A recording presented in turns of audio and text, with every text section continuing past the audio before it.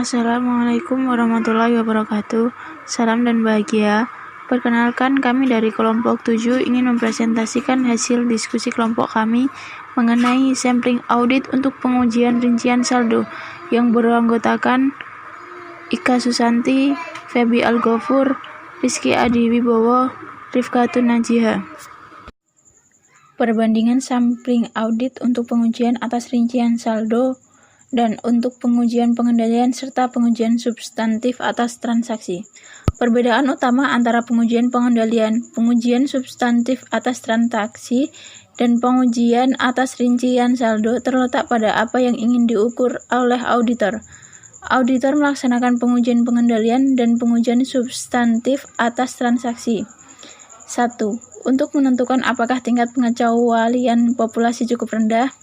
2. Untuk mengurangi penilaian resiko pengendalian dan karenanya mengurangi pengujian atas rincian saldo. Ketiga, untuk perusahaan publik, guna menyimpulkan bahwa pengendalian telah beroperasi secara efektif demi tujuan audit pengendalian internal atas pelaporan keuangan. Sampling non-statistik. 1. Menyatakan tujuan pengujian audit.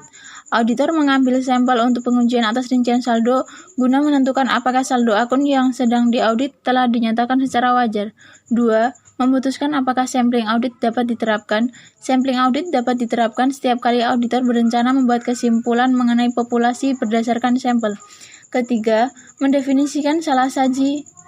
Karena sampling audit untuk pengujian rincian saldo mengukur salah satu moneter, yaitu salah saji yang terjadi apabila item sampel disalahsajikan. 4. Mendefinisikan populasi. Dalam pengujian atas rincian saldo, populasi didefinisikan sebagai item yang membentuk populasi dolar yang 5. Sampling berstratifikasi.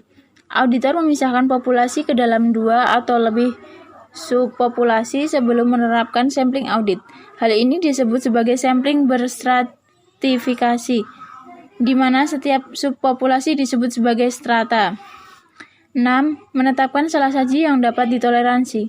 Auditor menggunakan salah saji yang dapat ditoleransi untuk menentukan ukuran sampel dan mengevaluasi hasil sampling non-statistik.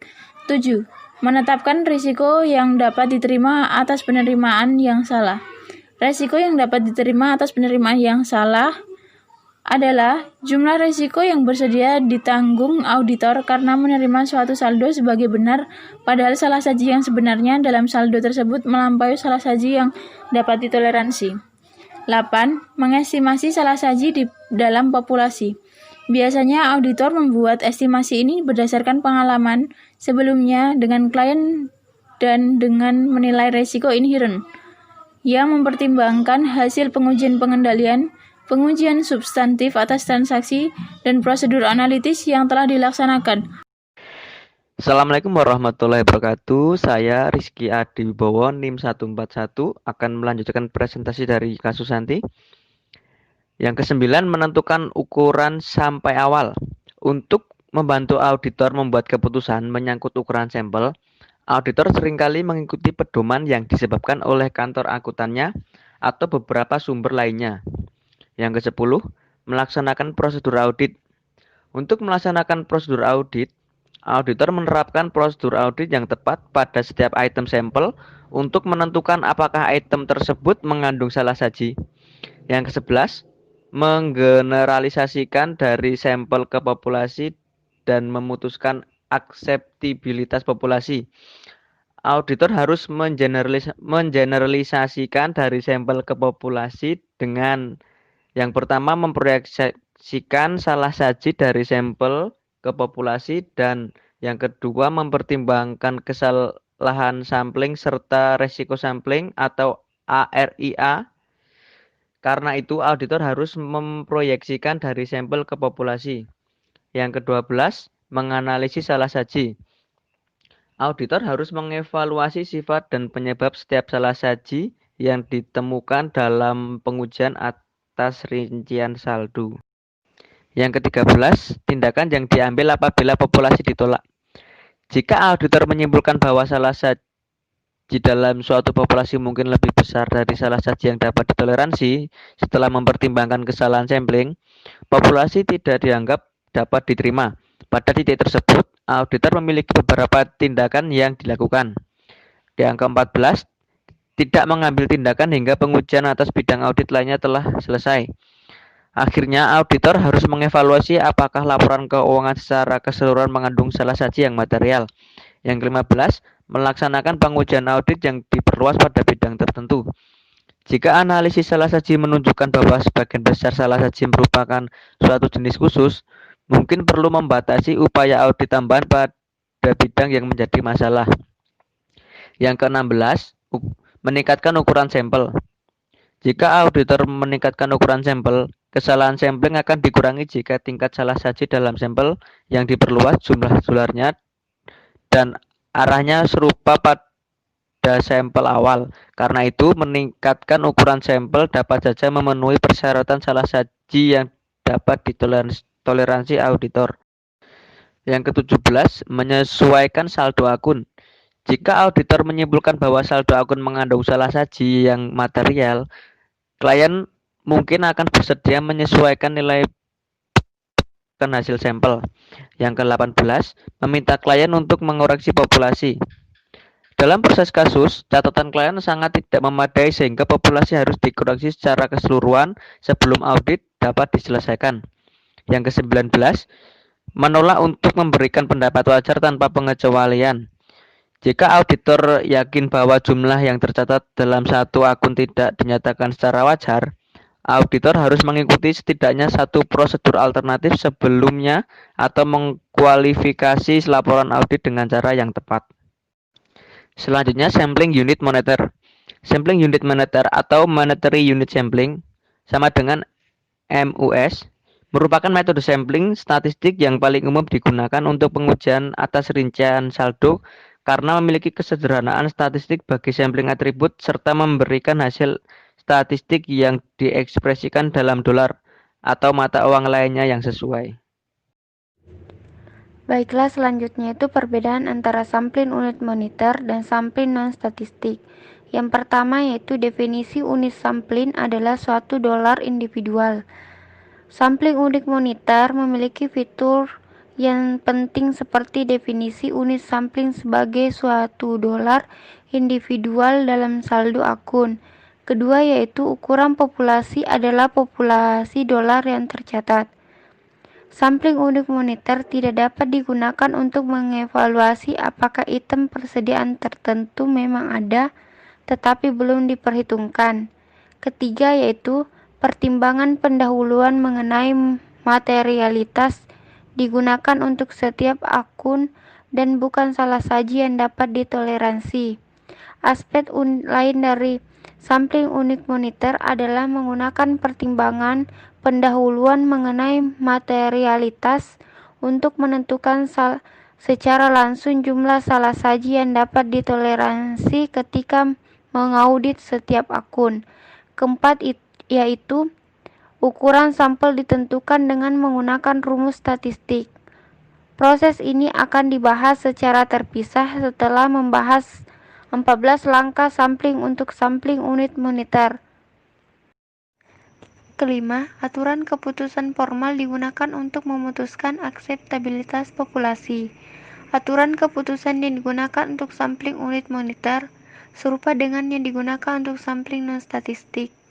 Tetapi hal tersebut cukup berbeda dengan pembahasan tentang keunggulannya. Keenam yaitu pemilihan sampel dilakukan dengan menggunakan PPS.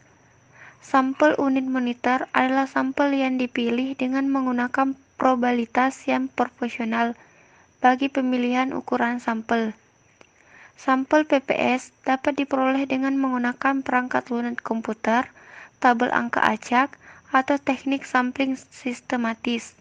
Ketujuh yaitu auditor mengeneralisasi dari sampel ke populasi dengan menggunakan teknik sampel unit moneter. Tanpa memandang metode sampel yang dipilih, auditor harus mengeneralisasi dari sampel ke populasi. Yang pertama yaitu memproyeksikan salah saji dari hasil sampel ke populasi. Kedua, menentukan kesalahan sampel yang dikait. Kedelapan, mengeneralisasi dari sampel ke populasi jika tidak ada salah saji yang ditemukan dengan menggunakan sampling unit monitor. Anggaplah bahwa auditor mengkonfirmasi populasi hutan usaha untuk melihat kebenaran monitornya. 9. Persentase asumsi salah saji yang tepat. Asumsi yang pas bagi persentase salah saji dalam item populasi yang mengandung salah saji tersebut secara keseluruhan merupakan keputusan auditor. 10. Memutuskan akseptabilitas populasi dengan menggunakan MUS. Setelah batas salah saji dihitung, auditor harus memutuskan apakah populasi dapat diterima. Untuk melakukan hal tersebut, diperlukan suatu aturan keputusan. Ke-11 yaitu tindakan jika populasi ditolak. Jika satu atau dua batas salah saji itu berada di luar batas salah saji yang dapat ditoleransi dan populasi dianggap tidak dapat diterima, auditor memiliki beberapa opsi. Ke-12 yaitu menentukan ukuran sampel dengan menggunakan MUS. Metode yang digunakan untuk menentukan ukuran sampel bagi MUS serupa dengan yang digunakan untuk sampling atribut unit fisik yang menggunakan tabel sampling atribut. 13 yaitu materialitas. Pertimbangan pendahuluan tentang materialitas umumnya merupakan dasar bagi jumlah salah saji yang dapat ditoleransi yang akan digunakan. 14. Asumsi persentase rata-rata salah saji untuk item populasi yang mengandung salah saji. Mungkin ada asumsi yang terpisah untuk batas atas dan bawah, yang juga merupakan pertimbangan auditor. 15. Resiko yang dapat diterima atas penerimaan yang salah. ARIA.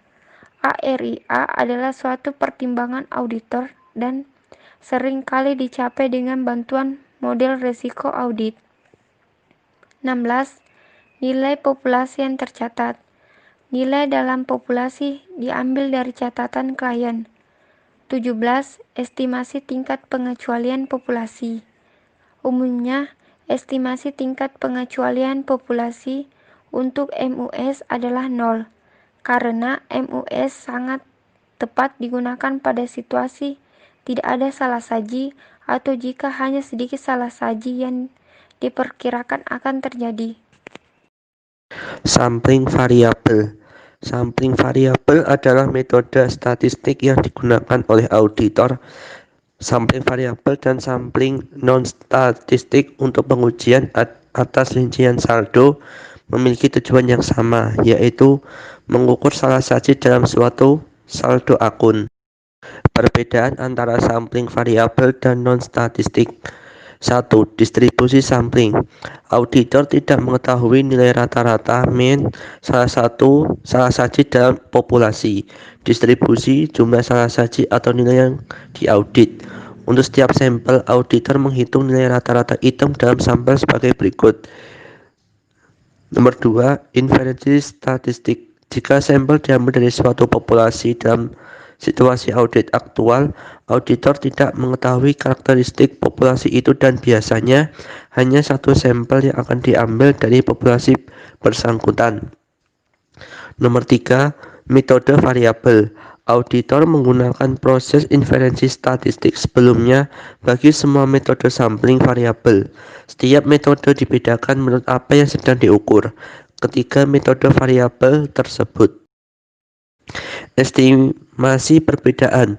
Auditor menggunakan estimasi perbedaan difference estimation untuk mengukur estimasi jumlah salah saji total dalam populasi apabila ada nilai tercatat maupun nilai yang diaudit bagi setiap item sampel, yang hampir selalu terjadi dalam audit. Nomor 5. Estimasi rasio. Estimasi rasio estimation serupa dengan estimasi perbedaan kecuali auditor menghitung rasio antara salah saji dan nilai tercatatnya serta memproduksikan hal ini dengan populasi untuk mengestimasi total salah saji populasi. Nomor 6, estimasi rata-rata per unit. Estimasi rata-rata per unit per unit estimation, auditor berfokus pada nilai yang teraudit dan bukan pada jumlah saji setiap item dalam sampel. Nomor 7, metode statistik berstratifikasi. Sampel stratifikasi adalah metode sampling di mana semua unsur dalam total populasi dibagi menjadi 2 atau lebih subpopulasi. Resiko sampling. Resiko yang dapat diterima atas penerimaannya salah area untuk sampling non-statistik. Nomor 9, area adalah resiko statistik bahwa auditor telah menerima populasi yang dalam kenyataannya mengandung salah saji yang material. Nomor 10, arir adalah risiko statistik bahwa auditor telah menyimpulkan suatu populasi mengandung salah saji yang material padahal sebenarnya tidak.